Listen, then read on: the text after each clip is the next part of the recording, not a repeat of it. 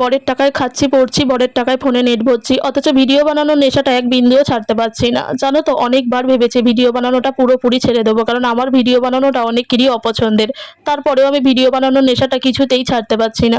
সত্যি বলতে কি, আমার মাঝে মাঝে বিশ্বজিতের উপরও রাগ হয়। মনে হয় যে ও বলুক আমাকে জোর গলায় যে তুমি তো সমস্ত কিছুই আমার টাকায় করছো, ভিডিও থেকে তো একটা টাকাও ইনকাম করছো না। আর শুধু ওর টাকায় করছি এটা বলবো না, আমি নিজেও ইনকাম করে দু একটা একটু আধটা শখ আমি পূরণ করছি, কিন্তু তারপরেও কেন জানি না এই ভিডিও বানানোর নেশাটা আমি কিছুতেই ছাড়তে পারছি না।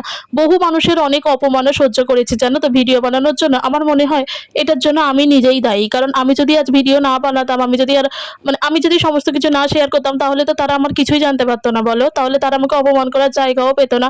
আমিই তাদেরকে অপমান করার সুযোগ করে দিয়েছি ভিডিও বানিয়ে, তাহলে তারা কেন আমাকে অপমান করবে না বলো। যাই হোক, কিভাবে যে আমি ভিডিও বানানো ছাড়বো আমি জানি না। অনেক চেষ্টা করছি জানো তো, অনেক মনকে বোঝাচ্ছে, কিন্তু তারপরেও আমার কোথাও যেন ভিডিও বানানোর নেশাটা পুরোপুরি যাচ্ছে না।